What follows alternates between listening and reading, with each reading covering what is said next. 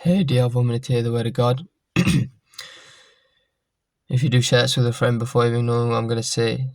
This is Matthew 5:31, divorce, right? A lot of you watching might not be married, but it's good to hear anyway. It has been said, anyone who divorces his wife must give her a certificate of divorce.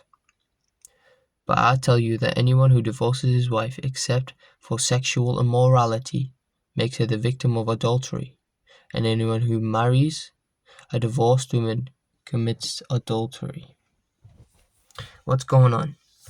Jesus said here, you've heard it say, right? If anyone divorces his wife, you must give her a certificate of divorce to prove that she's divorced. But he tells us that anyone who divorces his wife, except for sexual immorality, makes her a victim of adultery.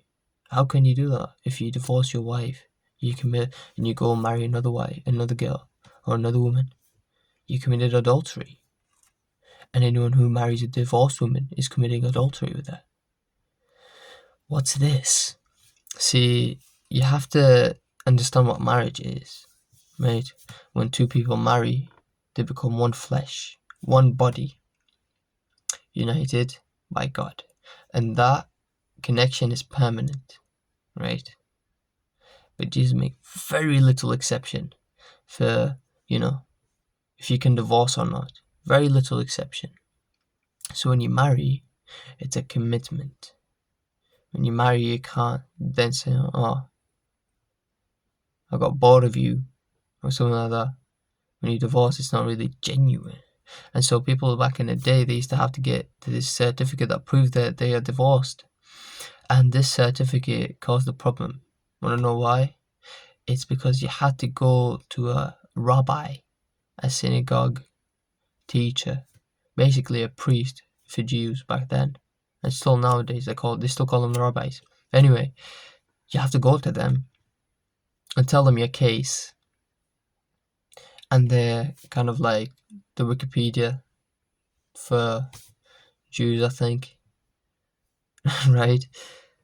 So if they deem your situation, worthy of divorce based on the Torah and what is taught, based on the commandments and all that, then if it is, you can go and get a divorce.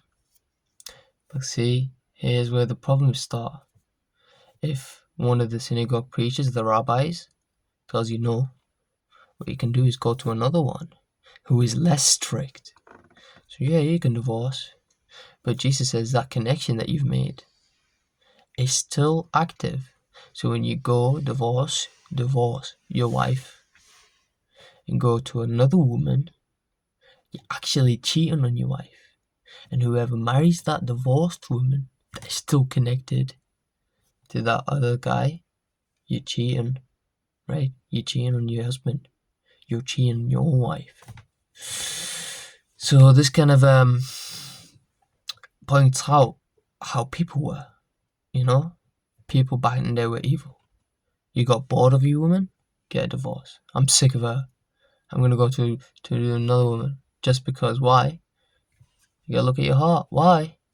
Because she's not used to you anymore. You've objectified her, right? You've objectified that person. She no longer makes you happy. You understand what I mean? She no longer makes you happy in that way. You understand? So she had to go to another woman. And this sets out a new thing where when you marry, don't marry for looks. Marry for the heart. If she has Jesus in her heart, right? And that's a good woman, right? When she loses her beauty, when you lose your beauty, right? You'll know that you'll still be committed to them. Thank you for watching. Amen.